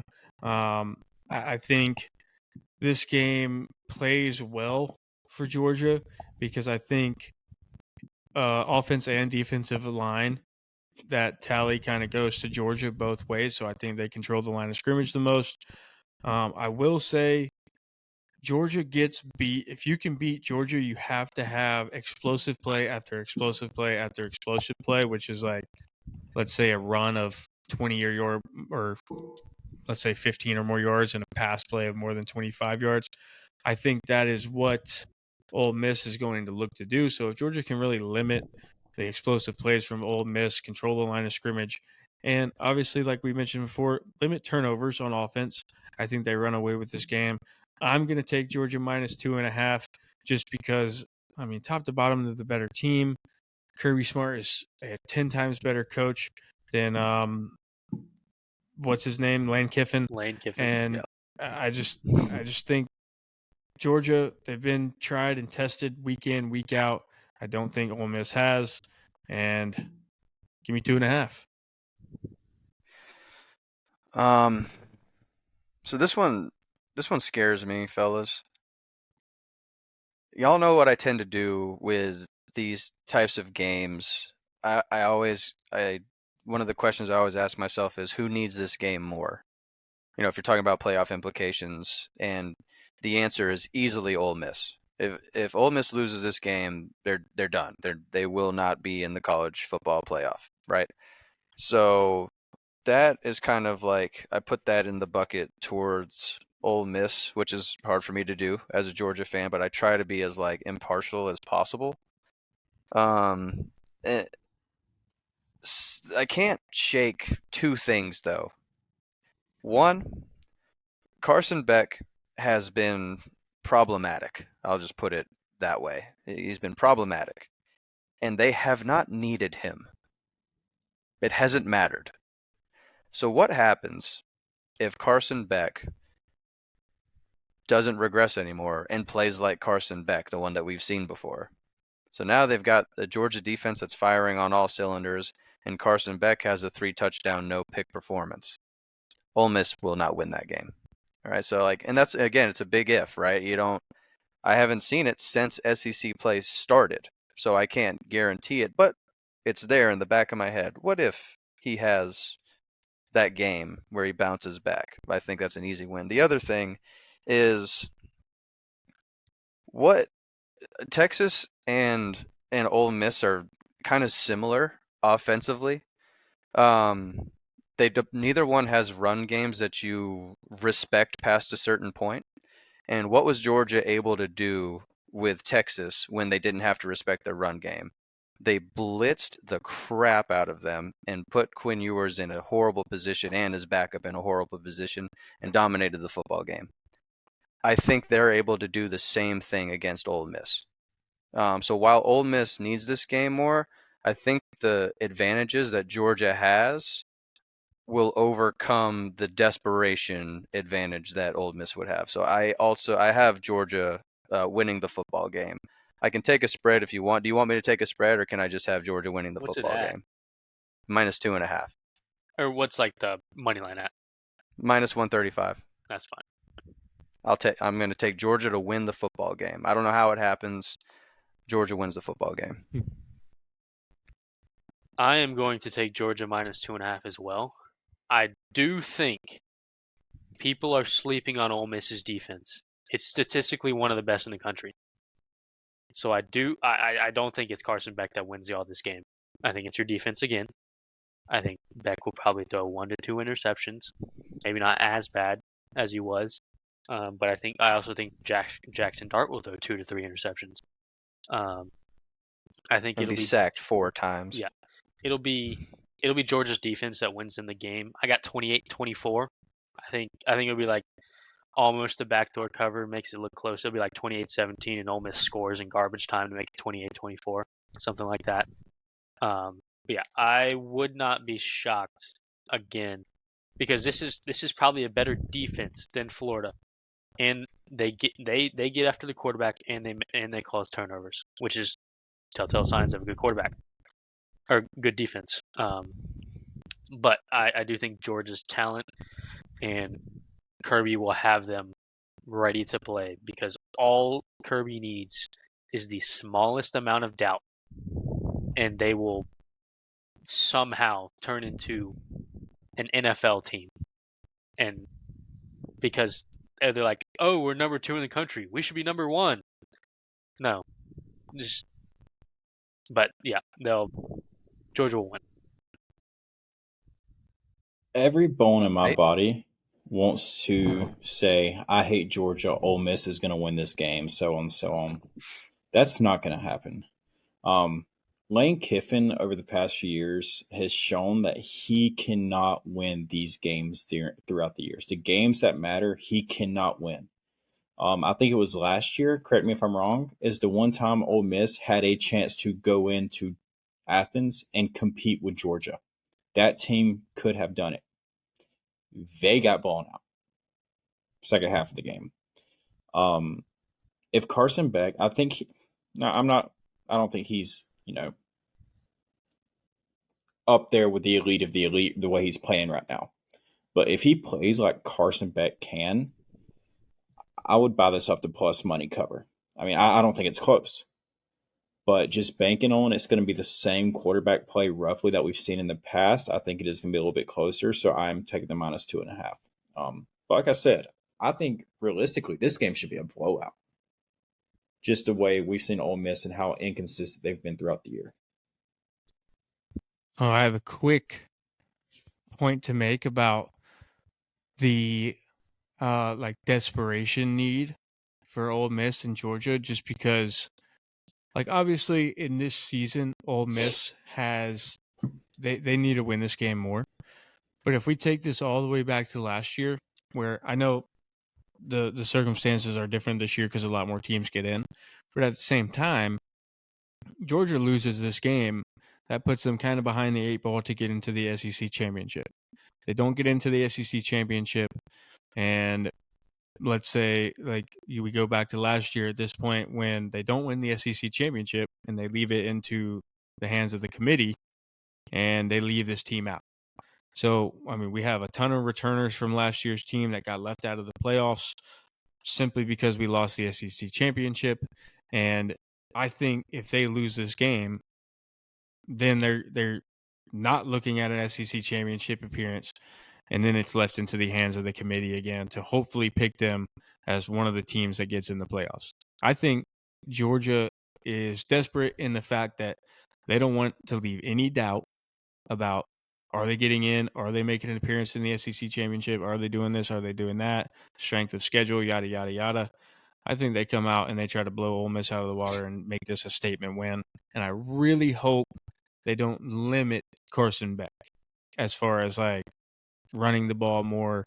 I think the best thing to do for him right now is to just show levels of trust to him and just be like, look, we still know you're a really good quarterback. We're going to let the ball fly, do your thing, just show confidence out there. I mean, if he does that, like Nate said, it's going to be, I would say 30, 35 to like 14, and it'll be like close at halftime. Kind of a normal game for them. Normal, just every other Saturday for the Dogs. All right, getting pressed for time. Let's I want to be fair to this game. It's an important game, so let's go Alabama and LSU. Nate, I'm going to start with you again, since you've got some ties to Bama. Yeah, so I'm just gonna point out 4 or 5 things I got written down, and then y'all can just bombard me with the negativity and all that good stuff. I So might not. I'm gonna start with the Bama defense, and a lot of people has not paid attention to them and how much they've grown over the year. They've forced 3 or more turnovers in 4 of their last 5 football games. So they're winning the turnover battle in every single game they're playing right now. I think the key to them is, well, let me just get this started off by saying LSU's offense is one of the worst in the SEC when running the football. They're behind Bama. So Yep. I don't know what kind of game plan Womack's going to throw out there. We've been blitzing really well and putting pressure on quarterbacks really well lately. I think the key to this game on the defensive side of the ball is, and y'all see what he did against A&M, is we've got to get to Nussmeier and make him make him make bad decisions. Make him have to get the ball out quick. Don't give him time to get the deep ball down the field. With that being said, too, LSU's left guard is out this week, and one of their starting receivers, CJ Daniels, is questionable. So we're waiting to see what happens there. But we've got to, if we take the deep ball out of his hands, I think they're really going to struggle moving the ball. And I'll just kind of keep moving down. Switch over to LSU's defense and then Bama's offense. LSU's defense, you heard Brian Kelly say it, is god awful against a QB run. They were last year. They still are this year. If Marcel Reed can shred them, I feel like Milroe can shred them, as long as he's using his legs like he should be able to. That's just personal opinion there. Y'all might have something different. I think he is a lot more elite than Marcel Reed on the ground. Then I'll move on to Bama's offense. The biggest thing that I'm looking for this game, and y'all saw what they did against Missouri, is if you're Kalen DeBoer, do not start the game selling out with Milroe's legs. Don't even go out there chunking the ball down the field. Let our run game get started. They got a bad run defense. We know it. Get up there. Let's run the ball down their throat, or at least get some yards here, get some yards there. Allow the lanes to open for Milroe to throw that ball. But that's not going to happen unless we insert the run game first, right? Because we all know LSU is going to probably have a spy on Milroe, and they're going to be playing for the deep ball. Simple as that. You got to make them press up. You got to make them press up, then hit them over the top. I think another thing too is coming off a bye week. Kalen DeBoer, like I said, schemes one of the best first halves in football when it comes to offense. When he does have that bye week, it's proven in overtime. I think Bama's going to come out and jump up fast. The thing is, the defense has got to hold and put pressure on Nussmeier. I mean, I personally think this is a great matchup on both sides for both teams. Like, you look at all the stats, you look at where each team is ranked, where this is a great matchup. But those are just a few keys I got written down. I could go a lot longer, but I know we're a little pressed for time. I agree with you on a lot of these fronts. I think the bye week for them was much needed in a lot of different ways. Um, One small disagreement I'm gonna have with you is I do think as long as Milrow's good, he had some rest, he should be. I think he's gonna be fine. I'm looking at uh, Bama's schedule after today, and I am letting Milrow try to have the game of his So you think life. he sells out first, like first few drives, let him I run? I think he runs 12 to 15 times minimum Yeah. this game, and I think LSU has a very difficult time handling it Yeah. I was just thinking the because first I'm few looking. He's drives, got like hold back. sure. I mean, but he's going to have a script, Yeah. for the first 15 play. He's going to have something lined up, and I think they're going to march down the field. But I think he's going to be able to create, and I think they're going to let him off the leash because after they got Mercer and Oklahoma and I don't know, Auburn. it's Oklahoma. Like this is it. This is the one you need right here. So they're gonna get the A game out of Milrow. I think as long as he's feeling up to the task, he's gonna show out. And I think that for me, that's like the sure thing part of this is Alabama will be able to score. They're multidimensional. I think they've got playmakers. I LSU's defense has their moments, but overall, I just think if Bama is going to put up 40 against Georgia, they're going to score against LSU. I don't think LSU has a way to stop them, which would mean the unknown is does LSU score with Alabama? Do they have a way to do that? You What Bama talked defense about shows up? and you talked about the run game, and honestly, in watching LSU, I feel like they just like abandoned the run altogether. They're like, yeah, we suck at it. We're just not good at it. So we're gonna give it to our guy Nuss, and we're gonna let him make plays, and he does. He continuously make plays, and I think they may be fine with the fact that that's what their offense is because they get results from it. They win a lot of football games and they score a lot of points. So that's to me, that's kind of the unknown part of it. There's also potentially some weather concerns. I don't know if you guys looked. We don't have our weather person, but it may get wet down there. I don't know when it's coming in or if it's going to impact the game, but it's just something to look out for. But for me, based off the things that I do know and what I'm pretty sure are going to happen, I am going to take Alabama minus 2.5. I didn't say my pick. First off, if it rains, that is super big advantage to Alabama. Absolutely, Super 100%. huge. But I'm actually, what'd you say you're taking in this game? Alabama minus 2.5. I'm actually going to buy it up and play for the push and take -3 because it is even money. I like that. Daring son of a gun, you. I think the exact opposite. Mm. In Death Valley, the home team has won the last 3 games. That means something. History. Both are basically desperate for the playoff. I think whoever wins this probably goes.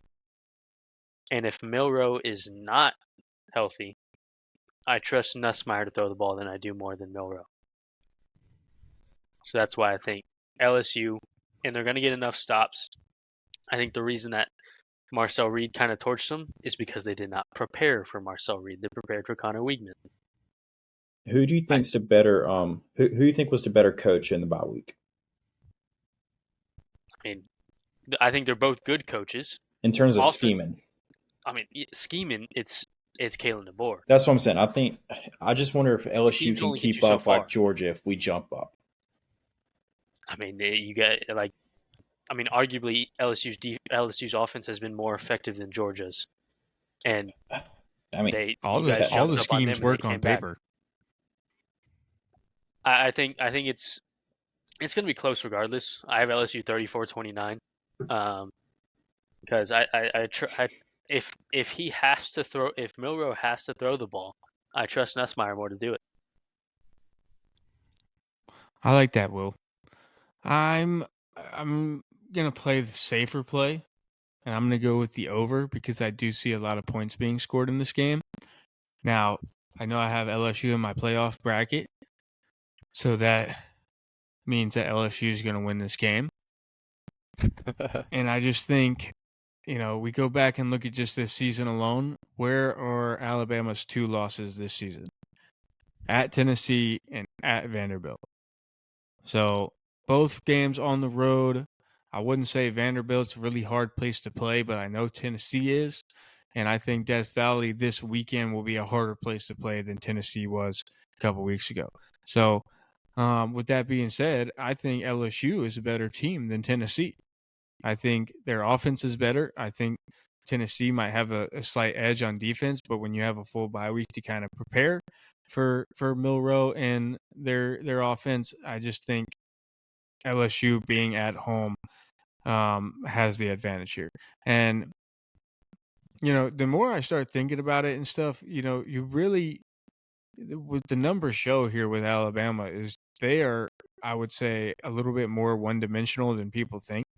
They do a lot of these runs, spread them out, trips, passes, and then you game plan for the Milroe run. That's really about it. Like they haven't shown they can run the ball really well. They've shown they run some RPO stuff like that, and it's very complex. But it's a whole lot of passing, and it's a whole lot of if it's not open, Milroe's going to run. So I feel from a coaching perspective, that's a fairly easy game plan, and especially when there's a script out there already on how to beat them. So I think if it were me in the bye week, the only film I'd be watching was the Tennessee versus Alabama game and the Vanderbilt versus Alabama game, and seeing what worked. And I think LSU has all the talent to do that. With that being said, I think Alabama, there's a path to win this game by a lot too, like for all the reasons you said. I mean, if Nussmeier doesn't have a good game, if Milroe has the game of his life, all that happens, then I still would say Alabama is the better team. But this game being in Death Valley and with all the factors this season that have happened, I got to give the slight edge to LSU in the long run. The one thing that would worry me just real quick is they can watch Tennessee and Vandy see what they did on the ground to beat Bama, slow the game, stuff like that. The one thing I would worry about if I was at LSU is trying to go run heavy over a bye week into this game when they haven't been all year. They're not going to run heavy. They won't. Yeah. They I'm won't. talking like different types of option plays, stuff like that. That's the only way people, I mean, even South Carolina, that's the only teams outside of Georgia that has competed with Bama this year is the guys that can run good option plays. And I think people forget just because Nussmeier kind of gets lost in the grand scheme of the SEC. I still think he's 1 or 2 in the rankings of quarterbacks in the SEC. No, he's good. He can ball, and I think Kyron Jones has a day. Their receiving core, I mean, they've kept him in every game they've been in pretty much. Yeah. So that's why I said take away the deep ball. It's gonna be interesting to see. All right, we gotta go, fellas. So let's rapid fire the toilet bowl. KSU, Kennesaw State University, for those who are unfamiliar, and UTEP. Was that Texas El Paso? Yep. Is that what that stands for? All right. I think they're the Miners. The Miners. Hell of a battle right here, fellas. Go ahead and go. I'm gonna go last because I'm gonna blow y'all's minds with my pick. I think. Go ahead. KSU under 19.5, but they win the game 13-10. Okay. What are the numbers in the game? I don't even know. Over-unders at 42. I think UTEP's favored by like 3.5, something like that. I think it's 5. I think it was 4.5 or 5. Yeah. Give me UTEP money line. Minus 400. I just think they've been around a little bit longer. It's a safe bet. Definitely safe. Why not? Definitely safe. They just got their first win against FAU. Huge season. Go ahead, Nate. I'm going to take a plus 130 play here and take Kennesaw State up by half a point at halftime. Ooh. That's so specific. I love that. I mean, I got. KSU can. Funny. They've shown they can score a little bit early. After Have that, they they? suck. And I love that you said that because they're going to score enough in the first half. For my play, over 42.5, fellas, minus 105. No shot. Absolute fireworks in this game. 27-24. I don't think A you've barn seen. burner. I don't think you've seen Davis Bryson play football. Not a snap. Not a single snap. No way. I don't care. Okay, individuals. This is like 2 sentences or less, fellas. Our 3 plays, the matchup, and what you guys got. Nate, start with you as quickly as possible before we Yes. wrap this thing up. All right, Coach. So, first game is my plus money play, or even. Sorry, it's my even play of the week. I guess you could say it's BYU and Utah. Utah is not playing too great right now. BYU is on fire. I'm taking BYU at minus 4.5. That spread's too easy. I Yeah, saw that. yeah, It's too yeah. easy. I might even buy it up to higher odds. So next play is I got Iowa State -3 versus Kansas. Kansas is just a little too inconsistent for me right now, and Iowa State's been playing pretty good ball, and mine and Will's favorite quarterback plays for that team. So just real quick there, Cincinnati versus West Virginia. West Virginia, I was hesitant on at the beginning of the year, but they've shown they can score a little bit. Cincy can score too. I wouldn't really comfortable picking a winner in this game, so I'm going to take Cincy over 30.5 points. Mine, UCLA sucks. We know this, even though they just beat Nebraska. Iowa -6.5. Caleb Johnson is him. Lock of the week, going to the best team in the country. Indiana -13.5 versus Michigan. I don't know how the spread's only 2 touchdowns when their lowest win is 14. Every other game has been like 20 plus though. It's ridiculous. 34-17. Plus money, Notre Dame versus FSU. I'm buying up their spread from 25 to 27.5. It's ridiculous. I think Notre Dame's going to blow them out of the water. 49-8.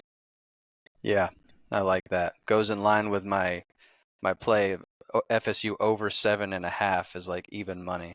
Not one of my plays though. All right, number 1 for me, Cal at Wake Forest. Cal desperately looking for that first ACC win. They get it here, but the play is Wake Forest under 23.5 points. That is my lock of the week. Cal has not given up more than 24 points to anyone outside of Miami. Wake is not Miami, so under 23.5. Number 2, Miami at Georgia Tech. Wouldn't it be so funny? Wouldn't it be so 2024 if it happens here? I'm not going to play the Georgia Tech upset outright, but check the spreadsheet, Will. It's on there. I put it on there. Plus 335.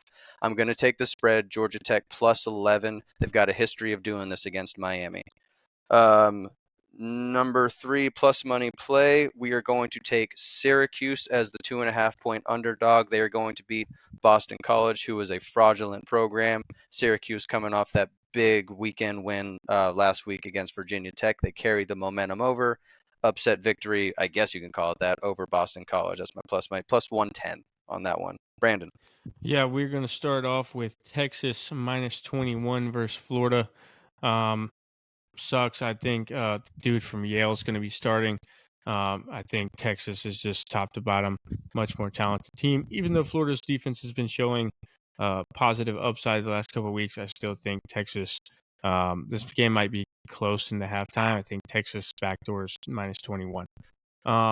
Going plus money. We're going actually. This is. I don't know why I'm doing this. I had to have a plus money play, so here we are. We're going to go Missouri money line over Oklahoma. Don't like it, hate it, don't tell it. I don't hate it. Scared. I just don't. I don't think Brady Cook's going to play. I don't know if their backup is capable of leading them to a win. But at the same time, Oklahoma's not a really good football team. So it's a little scary. I think this game is kind of a pick 'em anyway, so we'll see how that goes. But Missouri money line for plus money. And I'm sorry, fellas, but this is the week that Vandy gets smacked in the face. They play South Carolina, spreads 3.5. I just think if South Carolina can play like they did against Texas A&M, there's not a lot of people in the country that can hang with them. And I just think their defense and their front seven is fast. They're going to keep Pavia under control. They're going to force him to throw the ball. And South Carolina's offense is a wagon if Sellers is running like he did last game and Rocket Sanders is doing his thing. So South Carolina -3.5. Go Cox. Fastest outro ever. That is going to do it, fellas. We will be back, me and Will, maybe Brandon, on Friday for our NFL plays. Next Wednesday, we will be back to see how we did on our college football plays. Good luck to everyone. We will see you next time. See you. Peace.